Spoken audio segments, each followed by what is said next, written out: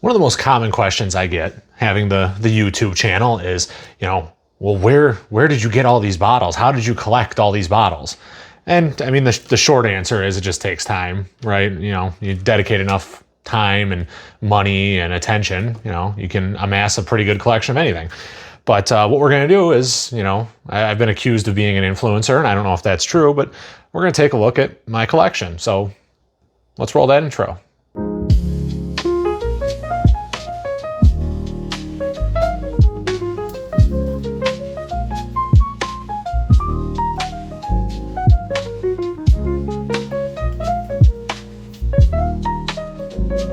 Hey guys, welcome back to T-Rod Whiskey. I am, of course, your host, T-Rod. Thank you for coming back if you are a subscriber or you've viewed the channel before. If you're new here, well, what took you so long? We've been waiting, right? I mean, my God, it's almost whatever. But today, what we're going to do is we're going to take a look at my whiskey collection. I got recognized at a store recently. That's only happened a handful of times, but it's always really cool when people do recognize me from the channel. Makes me feel kind of important, like a celebrity almost. But I realize after talking to some people and talking to people that have watched videos and some of the commentary, you guys really only get to see this, right? You don't ever really get to see any other parts of the speakeasy or my collection or anything like that. So we're going to kind of go through some of the bottles that I've been able to amass. And sure, there's some allocation in there, but there's also just a lot of really cool bottles that I've picked up. Anytime we travel out of town, I make sure I stop by at least a liquor store or two, or if there's a local distillery, always try and hit those. So yeah, we're just going to take a look. I mean, you guys can already see behind me, obviously, there is a lot of Mayor Pingree behind me. That is a local distillery here in Michigan. This third row here, this is all Bourbon Junkies, Evernorth Spirits. A lot of these are really cool. We got their Essence Bourbons, the Essence Ryes. This was last year's limited release or their annual allocated release, whatever they're calling it. This is Arctic Spirit Volume 1, just a rye finished in tawny and ruby port barrel. So kind of like a Midwinter Night's Dram killer. But then we got Night Stalker, batches 1, 2, and 3. Those are really good. Did not get into batch 2 yet. We got a couple more of the Essence American whiskeys. Those are really, really cool. And then down here in the end, these are the Spirit Walkers. And if you guys don't know about the Spirit Walkers yet, these are fantastic. My favorite being, this is batch 2, the Bonfire Blend. And this was kind of like their answer to a Penelope Rio. And it is amazing. This one's almost gone, but I did snag a backup because I loved it that much. The bottom shelf, you can't really see it, but there's, I don't know, maybe 8 or 10 bottles of New Riff. About 3 shelves here of American Fifth. And American Fifth is a really cool distillery in central Michigan. Actually, they're in Lansing proper. So that's the capital of Michigan, for those of you who aren't so great with geography. But they just make really, really good craft spirits. I really enjoy their small batch bourbon. It's 90 proof. They do age it in smaller 30-gallon barrels, but it's really, really good. Especially if you like barrel oak, that will definitely be in your wheelhouse. They got some rye, a wheat whiskey, their barrel strength, some really cool American single malt stuff going on. My favorite being the Spartan malt, because, duh, MSU is right down the road, but it actually is called Spartan malt. So that one's pretty cool. At the end of the bar here, get my beverage out of the way. We've got some cool ones. These are Old Stubborns, Old Swagger. Just some really, really cool bottles that I was lucky enough to get sent for review. The stuff coming out of Rising Tide is top notch. Love that stuff. Got a couple of old Louisville single barrel bottles that are just the tops. Super, super good. Just got some glassware, some dusty Old Forester and some Jim Beam Ghost. I don't know why I have those, but I have them. And then down here on the very bottom shelf, I don't know if you guys can see, this is just a lot of overflow bottles. And as we work our way over here, please ignore the bar cart. That's kind of a catch-all right now.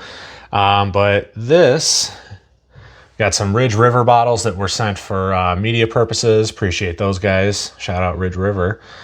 This is a lot of the barware stuff, bitters. Fee Brothers, if you guys aren't using Fee Brothers for your cocktails, you're missing out, man. Some really good stuff. Some more cocktail items. Oak and Eden, Cedar Ridge, Lone Light Spirits. This one, let me see if I can get this one to focus. This is a cool one. So this is actually coffee liqueur that he made in-house. Joe is a true master of his craft. This stuff is fantastic. We got Swift, which is American single malt out of Texas. Very, very tasty. And then down here, some more bottles, some Taconics that were sent to me for review. Taconics quickly becoming one of my favorite brands. All right, so kind of the first shelf that we're going to look at. This has my Larceny, my Elijah Craig, Wild Turkey, Jack Daniels. Big fan of all of these brands. We'll start and kind of work our way over. So these Larceny bottles, I've got a lot of the barrel proof releases all the way up to, like, I don't think I got C924, or maybe I did, and it's just kind of in here. I haven't really cleaned this up a whole lot lately. I haven't grabbed any of the 25 batches, but the small batches I like keeping around for like cocktail use or just light drinking on hot days. Move it down. We got quite a few of the Elijah Craig. Got some barrel proofs, some single barrels, a rye toasted barrel. There's an Elijah Craig 18 in here. The Wild Turkey is really more my speed. I like a lot of the Russell's picks. Got some Kentucky Spirit, some Wild Turkey single barrels. Got that 8-year, the 70th. I don't touch the turkey a ton just because I have so much down here. But I usually go for a rare breed or a Kentucky Spirit if I'm going to go that direction with it. And then Jack Daniels. Now, I kind of missed the boat on Jack Daniels for a good long time. I always thought Jack Daniels was gross because it was Tennessee whiskey, and it just wasn't for me. And boy, was I wrong. I've got some really cool ones here that I really, really am proud of. We got the Jack Daniels. That was like the COVID year special release rye. Got some single barrels. Got the Jack Daniels bottled and bond, not the bonded. So this one can only be got at the duty-free stores. But I also was able to get a hold of a Coy Hill, which is really, really cool. This one hasn't been opened because I'm waiting to try it with a friend. Let's see what else we got. Sorry for the shaky camera work. I'm crouching down here. I got a Tennessee Taster. That's cool. We have an unaged Tennessee Rye. That one's fun. Did get the new toasted barrel. Check out my review on that one. And then this is a Jack Daniels Green Label, which is like one of the weirdest Jack Daniels releases they have, especially because this is the old glass with the rounded shoulder. This is only sold in like 6 states if it is still sold. I don't know. But then we kind of move up top a little bit here. And these are just some special bottles. Got a Wild Turkey 12, the Evan Williams 12. The only Old Fitz decanter I have, Old Fitz 7. That was an anniversary present from my lovely fiance. And then I got a Wild Turkey private bottle or private barrel that was signed by Jimmy Russell. And then a J.P. Weiser's 10-year that was autographed by Kirk Maltby. I am from Michigan, so, you know, go Wings. So this kind of brings us over to our first, like, shelf. It's kind of a lot to unpack here. We're not going to go through every bottle because that would just take forever. But, so we got the Blanton shelf up here. We got some gold single barrel picks straight from the barrel. Yeah, I mean, I have all the toppers. I don't really actively seek out Blantons too much anymore. But when I do find it for shelf prices, sometimes I'll grab it. I'd have all the toppers to spell out Blantons. I'm just still working on drinking it all. Would love to get it in gold as well, but that's kind of a lofty goal. Next shelf is all my Sagamores. My fiance actually really enjoys Sagamore, so I try to make sure that when new releases come out, we'd have it on hand. Really a big fan of this 9-year. This Barrel Select I bought just because of the Scrooge McDuck tater sticker, and it's awesome. Sherry finish is really good. The Double Oak, we probably go through more Sagamore Double Oak than any other bottle down here. But we also got the 8-year, got the ale cask finish. There's an agave finish back there. And what's that? Yeah, the Manhattan finish. Some E.H. Taylor, a lot of small batch, a straight rye. That was disappointing. Kosher. We got 4 Weller foolproof picks. Next shelf down is OWA, one Weller 12 that was also kind of disappointing, and then some Weller green labels that I keep mostly just for trades. If I find them at MSRP, I'll definitely grab them, but I don't seek those out at all. And then the bottom shelf is 100% Eagle Rare. Over here are all the regular bottles that I've kind of accumulated over the years. And then I've got about 9 or 10 single barrel store picks. We've got some Buffalo Trace. These are all single barrel picks. None of these are shelf bottles. 1792 shelf. Everything but the port finish and the high rye. Got a couple full proofs, a couple bottled and bonds because those are my favorite. This shelf is all Mammoth bottles. I really enjoy the stuff coming out of Mammoth. A lot of high-aged Northern Canadian style ryes with some fun finishing barrels a lot of times, but super high proof too. I mean, one of these is 69.7%. Shout out to Mammoth Mike. Yeah, that one's hot for sure. Then we come up top, we got some Buzzard's Roost Cigar Rye, one of my favorite ryes in the world. If you guys aren't trying that, you're kind of missing out. Sam Houston 15, that one is really good, but they discontinued that. Then we got the Calumet, the 10, 14, 15, 16. Those are all pretty available. Nothing super out of this world there. Some McKenna's, some Dragon's Milk. This is hard to get outside of Michigan, but for me, it's relatively available. Catcher's Rye, HK Young, one of my favorite toasted bourbons. There's a Heaven Hill back there. The Wheat Penny, I got the small batch and the barrel proof. We got an entire shelf of Evan Williams. I used to look for every year, and I just don't do that anymore. The Maker's Mark shelf. The one I dipped myself is this cask strength. I've got a lot of the license plate bottles as well as the Heart release. Still need to grab the Keeper's release though. This one is kind of my Redwood Empire shelf. I really enjoy the Lost Monarch. You guys can probably tell I got this one for a pretty good deal, 21 bucks. That's a steal and a half. There's a blackened here. We got some Magnus stuff. I think there's, if I look behind here, yeah, the Murray Hill Club from last year with the Calvados finish. That one was really, really good. Nancy Freely did an exceptional job on that. And then this is my Old Soul shelf. Unfortunately, I only have one tin type, but it is a Series 1. Would love to have more, but, you know, money's a thing. So we got some Early Times, got half a dozen of those bad boys. Those are all the Black Cap originals. Some more Early Times. Early Times 354, which has been discontinued for quite a while. Got a couple of those. Got some Rebel 10. Really like the Rebels Distillers collections. Bullet, a lot of single barrels. The 10, the 12, the bottled and bond. Let's see, Mary Dowling, yeah, it's pretty good. Smoke Wagon, hit or miss on those. St. Julian Distillery, that's their single barrel. It's sourced whiskey, but damn is it good. The Rittenhouse, I was grabbing those picks up for a while, but they've been kind of a letdown, so I haven't grabbed any new ones. And then up starts the fun stuff. So this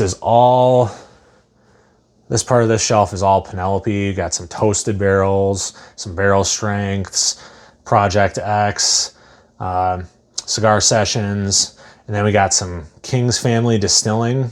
They're doing some amazing things in Tennessee. A couple of OKI bottles, Penelope Architects, the Creme Brulee, Takai, the Rio Havana, all those good ones. Got the light whiskey, a couple of the Estate Collection bottles. Wish I had more of those. And then more toasted single barrel picks. These are some of my favorites. The Shanks, this year's Michter's Toasted Rye. Didn't open this Bomberger's release yet, but we'll be getting there. Some of these Hirsches are really, really good. The old small batch it used to be a favorite daily drinker, but they are obviously much harder to come by now, so I don't go to that as much. My lone bottle of Stag. Yeah, this is a batch. I want to say this is like a batch 14B or something. Not entirely certain. By the way, please disregard the dust. We had some concrete work done to our basement windows, and everything got rather dusty. We got a Poor Man's Pappy down here, or sorry, Poorer Man's Pappy. So this is Larceny Small Batch and Maker's Mark 46. Got my Four Roses barrel strength. I've got half of the mash bills. Still working on getting the other half. This next shelf here, this is like entirely High West, right? Starting at the bottom with store picks, more store picks. We got some older Bourrais, some older campfires. We got some Midwinter Nights drams, High Country when it was re-released. And then the top here, I used to collect every year's Rendezvous Rye. Don't do that anymore. Bardstown. These are a lot of the Bardstown discos, the Discovery collections. A present from my son. Yeah, go Lions. Big Lions fan. We got more Bardstown, and then our T-Rex skull, because every manly basement needs a few dead animal skulls. Motor City Gas is a really, really cool, like, grain-to-glass distillery here in Michigan. This is their Roughneck Rye, the anniversary bottle. This is a 10-year rye finished in apple brandy. What's this one? Tailspin, that's a sorghum whiskey. And then Low Ride is a mezcal finished rye. Got some Angel's Envy, some Boone County, Cream of Kentucky.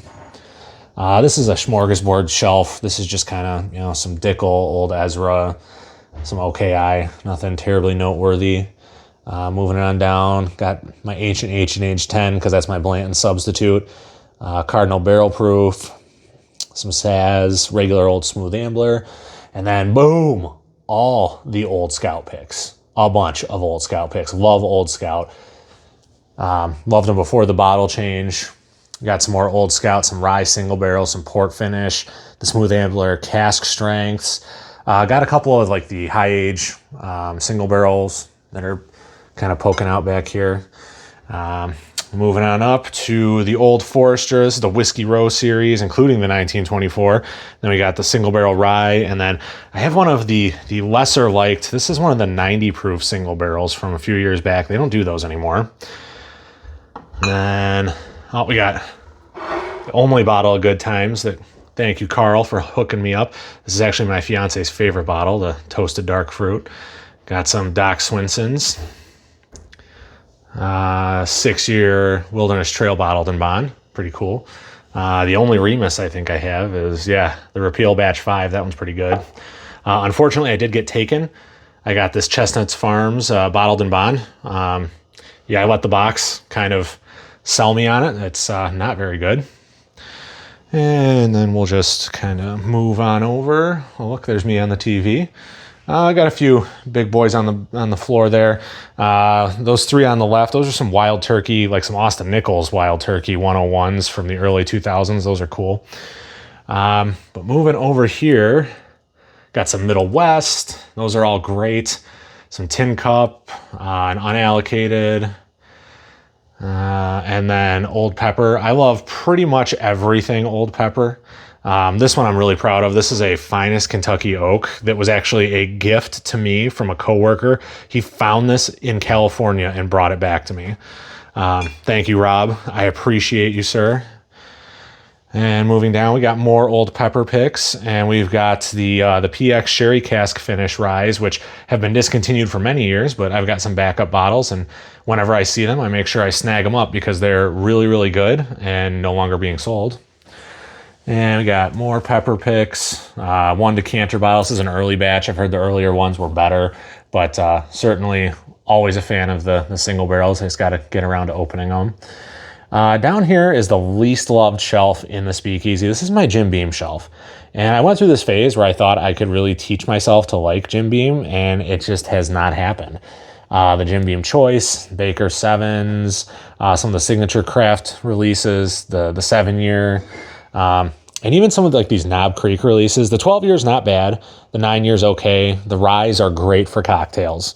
And that's about all I can say about that. Got some Dancing Goats, some Minor Case, a Redemption 10-year. Corner Creek is back there. This seal box finished in toasted oak and maple syrup. Really nice. Old Medley. We got some Wathans and Old Medley bottles. Woodinville, Bowman. Pendleton 10. If you guys aren't drinking Pendleton 10-year, I think that's a miss. I think it's really, really good, and it's really available. Then moving on up here, got some Bodega Cat. This is actually low-key one of my favorite ryes down here. I know it's cheap and it's just 90 proof MGP rye, but I think it's fantastic for what it is. My only bottle of Koval. My only issue with Koval is it is pretty expensive for what it is. This is a 94 proof single barrel 4-grain, and I think I paid like $65 for it, and it's not very old. Black Saddle 12 is actually less than the Koval. It's 12 years, 90 proof, Kentucky straight bourbon. That's pretty good if you're into like leather and tobacco notes. Still Austin cask strength. I'm convinced that this is one of the best cask strength whiskeys on the market that is readily available. I got an MB Roland pick. Scratch off chart that needs to be updated. Got this Whiskey War cigar cask pick from Harper Liquorland. That one's really good. And then this Highline rye whiskey single barrel from Highline Spirits, also another local brand. Got some Nulu up here, an old Woodford batch, a not so old Willet pot still, which is pretty okay. This giant Texas whiskey, that's pretty all right. Jeptha Creed, this bottle doesn't get a lot of love in this basement. It's pretty well documented why. Bernheim wheat whiskey. So this Flying Buffalo, this is actually really, really cool. You could definitely, bludgeon somebody with this bottle. It is like a glass block window that they turn into a bottle, but it's really, really good. 10-year, 100 proof. It's from Griffin Claw Brewing, that is here in Michigan. They also have a Rail District rye that was not so good, and that is also 10 years and 100 proof. I'm going to go back to that soon and see if it's decent or not, but Stonehammer, the old Overholt, that's a 2020 Ohio special release. And then we got, obviously, the OGD 114 and one with the gift box, which really cool. You don't see those anymore. So Rye 3, some Willet stuff, Fortuna, IW Harper's, some Peerless, the only bottle of Chattanooga I have down here, which is unfortunate. And then we got some of the Screw Cap Delights, some Medley Brothers, some Green River, let's see, JW Dant, JTS Brown, Mellow Corn. Don't knock the Mellow Corn, guys. It's actually pretty okay. And then got some Benchmark, some Varchaz, World Whiskey Society, Woodford Double Oak Pick. The DCD shelf. Detroit City Distillery is doing some really cool stuff, and I'm about to have Dante on the channel in a couple of days, but this is some really cool whiskey that they're putting out. Coming out of the old Stroh's Beer Distilling Factory, or Brewing Factory, rather. Just really cool, really unique, and their stocks are starting to get a little bit older. Some really cool things happening there. Next shelf up, we got some Barrel, some Larrikin, Smoke Eye Hill, which is an absolute banger if you guys haven't tried it. Some Lone Light. Joe just opened up his tasting room in Farmington, Michigan. If you guys are ever in the area, he's doing some cool stuff as well. 13th Colony. Let's see. Yeah, I got the cask strength bourbon. I know this year's release wasn't great. 13th Colony corn whiskey. That was a limited release from years ago. Some of the older Southern rye whiskeys, but still really good, 95 proof, and kind of looks like a birthday bourbon bottle. Hoot and Young, we got their rye whiskey, which is cool, but the belle of the ball for that company, I think, is this 16-year Jack Carr Warrior proof. I have 2 of these, and they are absolutely amazing. 125 proof, 99% corn, 1% malted barley, really, really tasty, absolute butterscotch bomb. Grand Traverse Distillery, their Old George bottles are really cool. Got a maple syrup finish, Amburana finish. Any of them that have like these gold or white stickers, those are picked by the master distiller. So they're usually really, really good. I got a rye and a bourbon, got a Vino di Naranja finish. And then this Kong versus Godzilla, this was a gift from a friend of the channel, Travis. If you're watching this, thank you. This was the Godzilla bottle at 138 proof. Really, really dark and really, really good, unique profile. And no collection would be complete without some of the chicken cock. Got the old Heritage Reserve, Bootleggers Reserve, and then just some of their straight bourbon. Walleye Run, really cool Michigan company. Their brand is doing some really fun things. A lot of malted rye, obviously, coming out of there. 10-year American single malt. And with us being so close to Canada, I do have quite a bit of Canadian whiskey. The Gretzky 99 stuff, not nearly as bad as you might think. We got some double oaked, maple cask. This signature rye, I've only been able to find one of them, but I hear that these are really fun. This one's 100% Brasetto rye. I don't really know what that means, but cool. One of my least favorite bottles maybe ever is this single barrel pick of Caribou Crossing. It is trash. Don't spend your money. This Alberta Dark Rye, no longer made, but really cool. And then Mercer and Prince. This is a really fun brand that ASAP Rocky is putting out, and it's influenced by Japanese Mizunara oak, and it's like $34. Super cool bottle too. The tops and the bottoms come out to be cups, so that's fun. Some Lot 40s, really, really fun. Love all the Lot 40 stuff. The dark oak is really cool, but these limited releases, the port cask, cherry wood casks, those are something to look out for. Alberta Distillers rare batches. I have number 1. I don't know if number 2 has been released yet. I got to get back over there to take a look, but this is 23 years old. Really, really good. 100 proof. And then some of the Alberta premiums, those are cask strength rye whiskeys. I think those are being discontinued, but I really hope not. Some more JP Weiser stuff. An 18-year-old, 24-year-old cask strength. This triple barrel rye, I did get to talk to Dr. Don. He said that that's probably just like a one-run thing. So if you see that, maybe grab it. Weiser Signature Series for Michigan, some Pike Creek. It's like 10-year-old.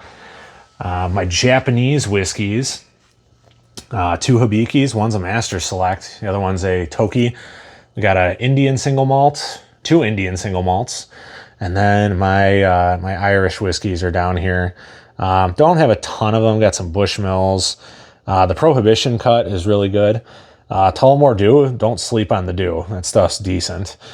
Natterjack is whatever, is what it is.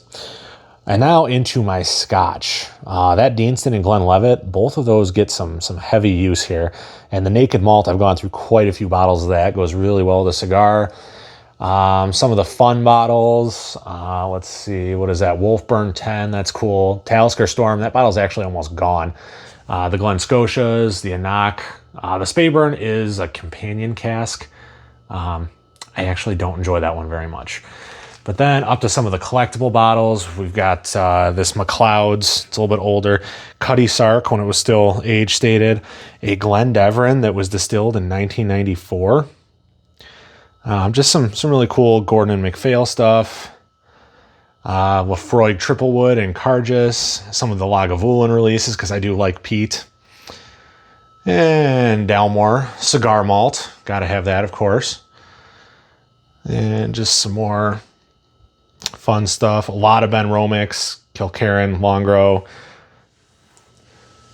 More random peated scotches. And Johnny Walkers that very rarely get touched. That's it, guys. That's my collection. They say variety is the spice of life, and obviously I've leaned into that quite a bit. But this is years. This is almost a decade's worth of collecting and traveling and gifts, media samples. I've got a whole shelf full of sample bottles that you guys didn't see. There's a couple other bottles sprinkled throughout, but it really is like kind of just this lifelong journey, right, of collecting and sampling and trying things. And, you find something you like, you buy a lot of the single barrels. So that's how I do it. You guys want to do it differently? That's totally up to you. Most people I ask, like, oh, you must drink a ton. You'd be surprised. A lot of my drinking happens on camera. We will sit in front of the fire and have, a couple of pours, or, if it's been an especially stressful day. My fiance is a teacher, so she's doing the Lord's work, working with small children. Maybe we have a 1 ounce pour a couple times a week in front of the TV before bed, but that's it.